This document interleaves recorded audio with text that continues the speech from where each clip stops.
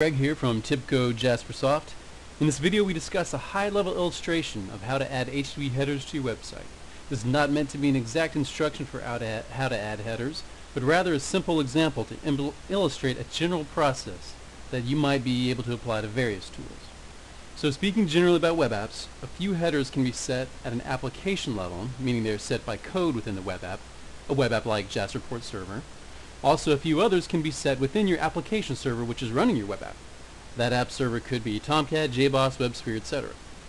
But if your web app doesn't write them, and if your app server doesn't have nice support or configuration for particular headers, then you can almost always define them within your web networking software, which sits in front of your app server, whether it's a type of router, a web server, a proxy, or a load balancer.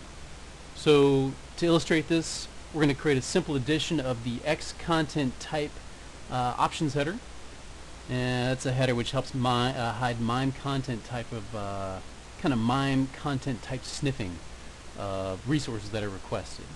For simplicity, I'm going to stick Apache web server version 2.4. I'm going to stick that in front of Tomcat, and I'm just using Tomcat and Apache because they're simple and I'm familiar with them. So generally we aren't app server, web server, or proxy experts.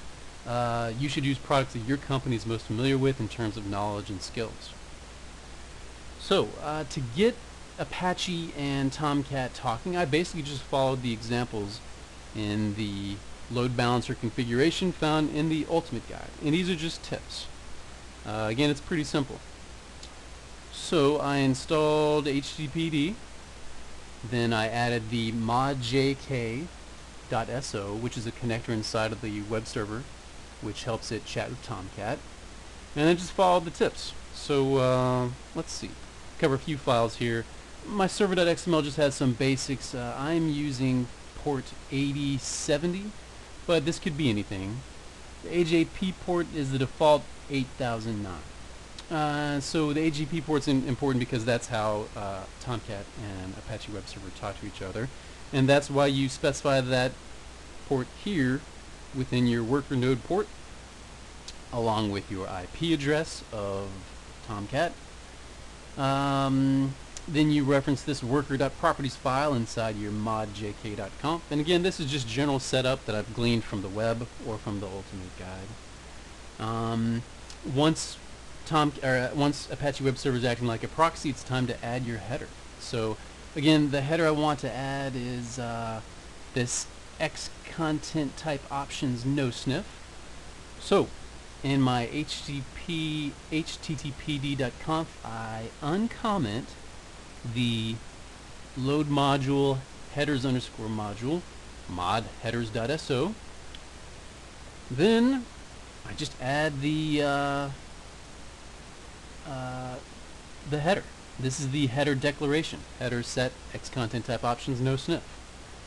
Basically, you restart your Apache web server, and then you can run a test.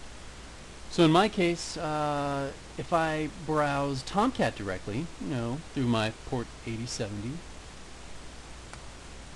and I watch the headers come back, hit the F12 keyboard key in Chrome, for example, to look at some of these headers. Let's go to the top. And we don't see that X content type options header. If I browse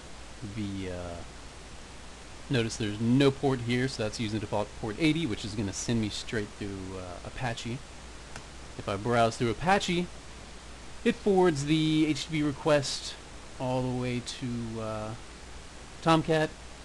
I get my return, and if I look at the headers here, voila, we have our header. So that's it. That's just a simple example. It's always possible to get the headers in there. Thanks for watching. Have fun setting your headers, and I'll attach these files to the video. Thanks. Bye-bye.